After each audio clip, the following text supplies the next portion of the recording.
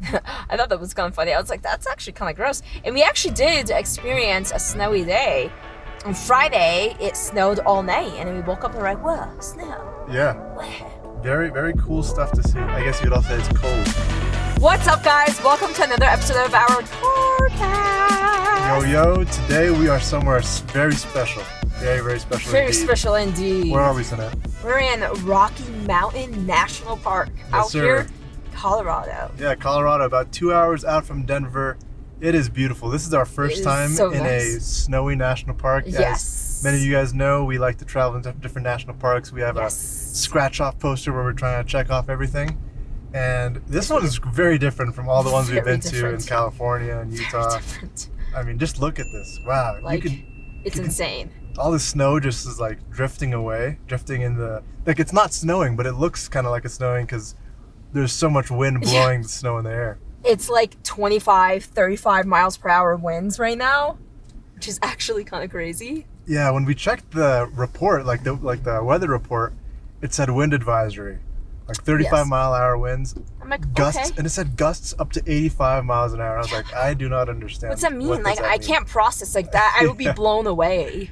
And I would say we felt some winds today that were definitely not 80, but they were strong. I'd say strong. 70 plus. I mean, so we went on a hike. We just came back from about a 2-3 mile hike.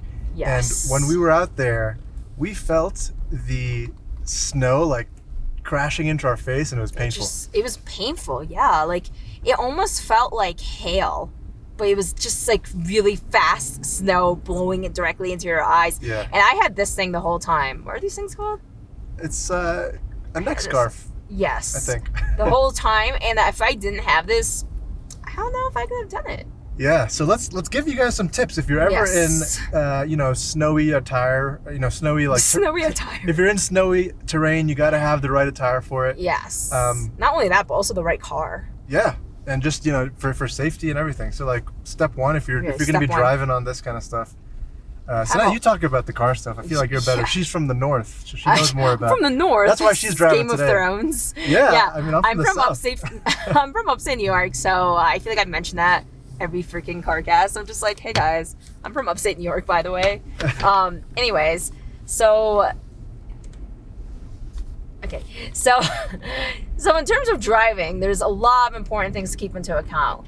First, make sure you have an all-wheel drive or four-wheel drive. Or if you don't have that, just get some snow chains, because in this situation, you can't just go in a two-wheel drive car and not slide. It's also very important, don't accelerate a ton and don't brake fast. Like right now, I am not touching anything. I'm just letting it go down the hill naturally and doing a slight brake at turns, but you cannot do it super strongly. Yeah. Very important, because that's exactly how you're going to slide right off the road. That's very dangerous. Also, in these types of roads, I would say just stay under 25. Like, do not go fast. You're not in a rush, bro. Your life is on the line. Yeah.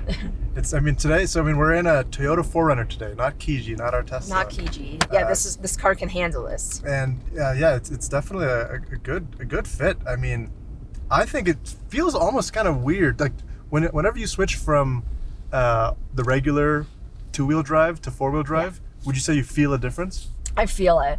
I feel like the car is more flexible.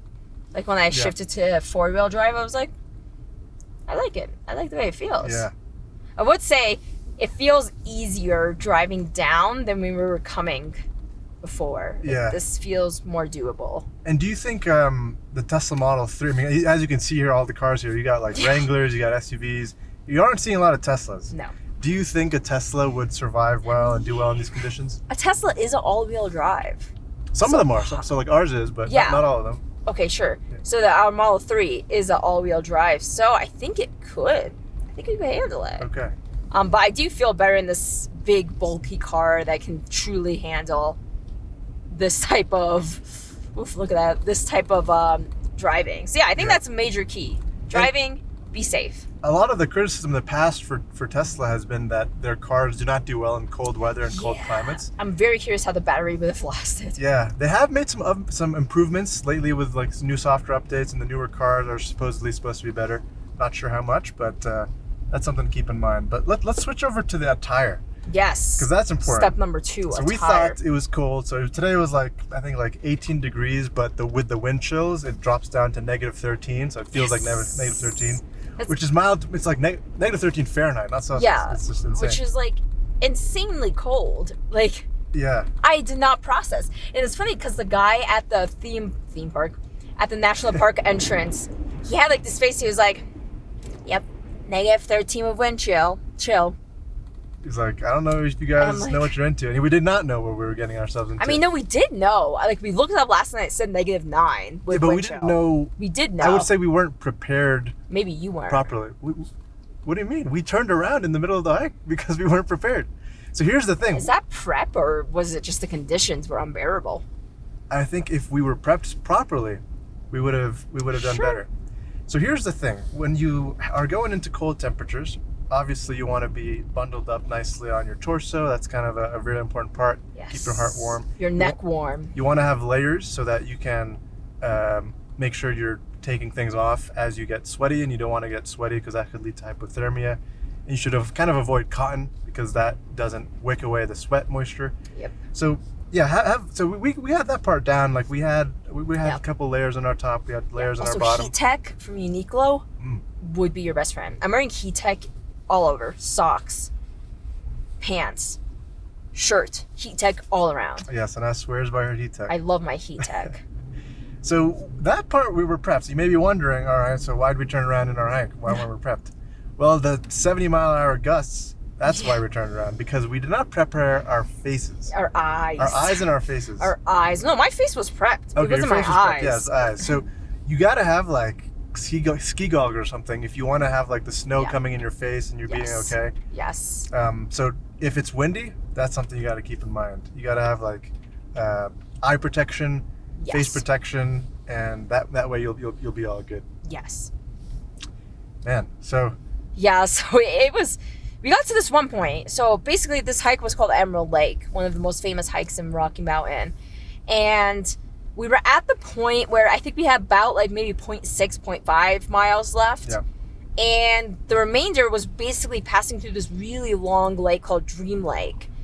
And that portion of the hike was completely open land. Before we were hiking in the trees, so like the wind doesn't hit you when you're hiking in the trees.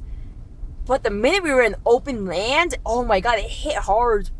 Yeah. I was like, bro, I can't keep my eyes open. We tried. Everyone was turning around. Everyone was like, all right, good enough. Saw Frozen Lake. We tried. Have we ever turned back in a hike before? Honestly, not that I can remember. Yeah, I think we've always completed the hikes that we set out to do. And this one was 3.5 miles. Like, it wasn't a super long one. It was supposed to be fine. Yeah. But, you know, we had to take safety into concern. Safety is always important, especially I was like, I don't know if I can go. So, and it was kind of cool because another part to keep in mind is hiking shoes are good, but if you're hiking in the snow and fresh snow, it's not going to cut it, especially if it's icy weather. What we did was we got these micro chains. So you can rent these for pretty cheap at most mountain stores, or you can buy them. We found one right outside the park. Yeah, and you slip them on your shoes. It's basically like snow chains that would be put on your tires for the car, but for your boots. Yeah. And I can attest that there is a difference. When I was hiking, and I basically tripped. But when I tripped, I clapped my feet together, causing one of the chains to be stuck to my other shoe. So I couldn't move. I was on the ground. I was like, my feet are stuck together. And at that point, we had to remove the chain off of one of the shoes. So then I started like walking with one chain on and one chain not on. And I felt the difference. Like I felt like my foot and these are like good hiking boots. Like they're like legitimate, like all weather hiking boots. But like I was slipping a little bit more on my right foot without the chain. The left foot with chain felt more stable. So I definitely think there's a difference. Look at that, a Tesla. We would just say a Tesla can do it, but it's holding back the traffic. Oh, yeah, look at all the traffic. He's like, bruh. It's like, bruh, I did not see this coming. Where am I right now? Yeah. when Sana's micro chains got caught in her boot. Bro, I thought that was it for me. Yeah, it took probably like 10-15 minutes to take it off. It took so long. Not gonna lie, I was losing a little bit of hope because I was like, I gotta live like this. I was helping her. She was standing, and I was like trying to remove it from her thing. People were coming and crossing because we were like in the middle of a trail. causing a commotion, and I was like, it's not coming off. And the trail was like very narrow. It was like a 1-lane type of trail because, scary stuff. But we were able to get it out, and everything was Yep. good after a little bit of perseverance. Yes. Also, make sure you eat beforehand because food is going to keep you warmer, you know, when you're burning calories. I think that's something pretty big as well. Yeah, not a lot of people know about this, but it's the most fundamental way to keep warm is by eat your carbs. constantly eating, because then it makes your body constantly digest and use calories to warm you up. But that's important. Yeah. One thing we also were considering, just back to the shoes really quick.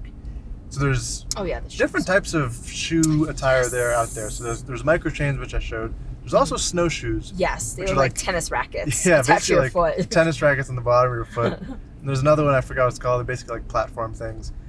Those are a bit more extreme. So in this case, when it's not actually going to be like a lot of like fresh snow. Yeah, like powdered snow. Yeah, you don't necessarily need those. In fact, it's probably going to make it harder. They're kind of just meant for like flat surfaces. The snow, like those snowshoes are going to be best whenever you're walking on flatter places. So it's not really great for hiking when you're going on an incline. So another thing to keep in mind, because there was a lot of options. This was our first time, so we had to do a good amount of research to make sure we were prepared for this hike. Our research was primarily going to the rental store and saying, hey, so we're going to go hiking today. What do you recommend? He's like, what trail? And we said Emerald Lake. And he's like, yeah, I would definitely recommend these chains over blank because the snowshoes would be too difficult to walk in. Barry's like, yeah, that was all us. No, it wasn't. Well, no, that's not giving me credit. I knew it from the research I was doing on That's Google, true. You did do some Google. research. And at the end of the day, the guy at the store did give us the best thing. It eased Sanaz's worries. You know, there's always in a good relationship, there's always the one who worries and the one who pushes for more risk. So having the balance is good. I would argue it's a good way to make sure you have forward progress in everything you do, but a good amount of safety to make sure you don't die. Okay. Thanks for the tip. Okay. What's kind of crazy is that as cold as it is here in Colorado and then Rocky Mountain National Park, you still see trees with leaves on it. Why is that? They're pine trees. Pine trees, yeah. Pine trees are technically, like, those are not leaves, technically. Okay. So they're not the type of tree that gets rid of leaves. You can tell this guy's from the south. Yeah, I mean, it's like, wow, pine trees. It's really beautiful for me. Just, it's the scenery I'm not really used to. And yeah, it is very nice. I'm definitely missing this because LA is not like this. But what I have noticed about Denver, actually, in general, is like I was actually expecting it to be pretty green. Like, I mean, like in terms of the land. But the land is just like this yellow, like you can see on the left, it's just like this yellow hay-looking thing. Like it looks like a bunch of wheat. And it's a lot of that. Like there isn't like green fields. You don't think it'd be green in the springtime? But I'm talking about year round. Like, you know, in places like in New York or Washington, like the mountain areas are still like really green. They're not dry like this. I don't know if it would be green, but like I just was expecting that. Yeah, I guess in the Northeast, the vegetation there is more acclimated to the climate. More so here, because here you'll have the grass year round. Like it doesn't Yeah. even look like there could be grass here. It just looks like all this stuff. So I was actually kind of surprised. And I was like, oh, this is not the type of terrain I was expecting. But I also don't know Colorado that well. So I guess, you know, I learned a thing or two. What are some things that we learned about Denver, Barry? Or Colorado in general? Well, with Colorado, it's kind of interesting because there's a lot of local knowledge that I've discovered from like some coworkers I have here. Yes. One of them is that everyone who's a native to Colorado actually knows when it's gonna snow, because, or at least in Denver, because there is basically like moose poop, or I don't know if it's cow poop or something, cow manure. The smell of it is an indication that snow's about to come, because the winds or something from like the northern parts get where like pushed, the farmland is. Yeah, it gets pushed down into the Denver area. So like the smell of the manure will be in the wind and kind of get locked up and get pushed in the air, and it'll give you the smell. And if that wind actually makes it over there, that's kind of an indication that the cold weather or something is is coming, and that snow is going to be coming with the precipitation. I don't know if it's truth, but that's what I've been told. I haven't fact checked it. That's what the local told That's you. what the locals say. I mean, you gotta trust the locals here. Yeah. I thought that was kind of funny. I was like, that's actually kind of gross. And we actually did experience a snowy day. On Friday, it snowed all night, and then we woke up and we're like, whoa, snow. Yeah. Wow. Very, very cool stuff to see. Yeah. And I guess you could also say it's cold.